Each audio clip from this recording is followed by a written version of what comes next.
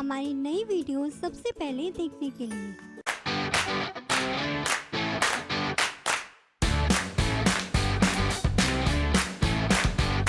Hello दोस्तों, स्वागत है हमारे YouTube चैनल एजुकेशन पॉइंट में। दोस्तों, पिछली वीडियो में हमने बात की थी यूनेस्को के बारे में और आज इस वीडियो में हम बात करेंगे G4, G6, G7 और G8 के बारे में। क्या है ये G4, G6, G7 और G8? तो चलिए जानते हैं इस वीडियो में। G4 का मतलब है ग्रुप ऑफ 4। G का यहाँ मतलब है ग्रुप, यानी कि एक ऐसा ग्रुप जिसमें 4 मेंबर्स हैं।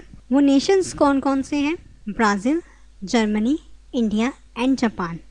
इन 4 नेशंस के ग्रुप को बोला जाता है G4, यानी कि ग्रुप ऑफ 4। ये 4 देश यूनाइटेड नेशन सिक्योरिटी काउंसिल में अपनी परमानेंट सीट हासिल करने के लिए बोलियां लगाती हैं। यूनाइटेड नेशंस सिक्योरिटी काउंसिल एक ऐसा पार्ट है जिसका काम अंतर्राष्ट्रीय शांति और सुरक्षा बनाए रखना है। इस काउंसिल को निर्णयों को घोषित करने का भी पूरा अधिकार है। इसमें कुल 15 मेंबर्स हैं, जिनमें 5 मेंबर परमानेंट हैं और 10 मेंबर नॉन परमानेंट हैं। परमानेंट मेंबर में China, France, Russia, United Kingdom and United State शामिल है और नॉन परमानेंट मेंबर है Belgium, Dominican Republic, Estonia, Germany, Indonesia, Niger, Saint Vincent and the Grenadines, South Africa, Tunisia and Vietnam.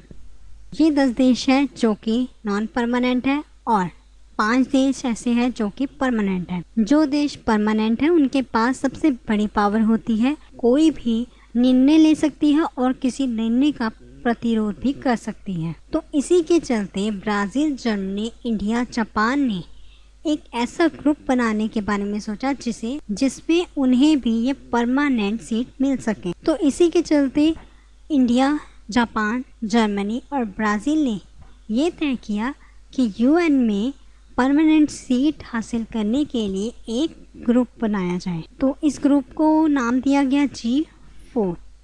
तो इस तरह से G4 की स्थापना हुई। इसकी फॉर्मेशन हुई थी 2005 में, जिसका काम था राजनीतिक सहकारी संगठन, यानी कि पॉलिटिकल कोऑपरेटिव अलायंस। इसका एम क्या था? Permanent seat of the UNSC, यानी कि यूएनएससी में परमानेंट सीट को हासिल करना। इसका हेडक्वार्टर है यूनाइटेड नेशंस और मेंबरशिप्स थे इसके 4: India, Brazil, Germany and Japan.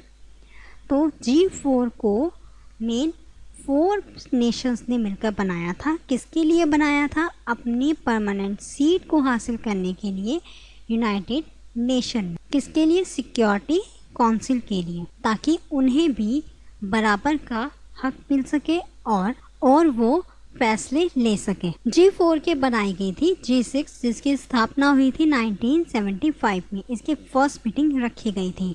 G6 में जो नेशंस थे वो थे France, Germany, Italy, Japan, United Kingdom and United state. इसमें कनाडा शामिल नहीं था। इसकी जब पहली बैठक हुई थी तो उसमें इकोनॉमिक इशू से रिलेटेड डिस्कशन हुई। उसके 1 साल बाद 1976 में कनाडा को इस ग्रुप में शामिल कर लिया गया। तो किसकी स्थापना हुई थी? G7, यानी कि ग्रुप ऑफ 7 की। ग्रुप ऑफ 7 दुनिया की 7 सबसे बड़ी विकसित इकोनॉमिकली स्ट्रॉन्ग देशों का ग्रुप है, जिसमें Canada, France, Germany, Italy, Japan, United Kingdom and United State शामिल। 1998 में रूस शामिल होने पर ये G7 से G8 बन गया, यानी कि G7 को ही G8 में कन्वर्ट कर दिया गया, क्योंकि इसमें रूस को शामिल कर लिया गया। इन ग्रुप्स का काम ये था कि वो दुनिया में होने वाले जो भी इश्यूज होते हैं, जो भी प्रॉब्लम्स होती है, चाहे वो मेडिकली हो, सोशली हो, पॉलिटिकल हो, किसी भी तरह की समस्या को वो डिस्कशन करते थे। ये 2 साल में एक बार बैठक बिठाई जाती थी ताकि दुनिया की प्रॉब्लम्स को सॉल्व किया जा सके। तो दोस्तों, ये था G4, G6, G7 और G8 के बारे में। अगली वीडियो में हम बात करेंगे G20 के बारे में और इसमें कौन कौन से मेंबर शामिल हैं और इसका क्या काम है। अगर आपको ये वीडियो अच्छी लगी हो तो इसे लाइक करें, शेयर करें।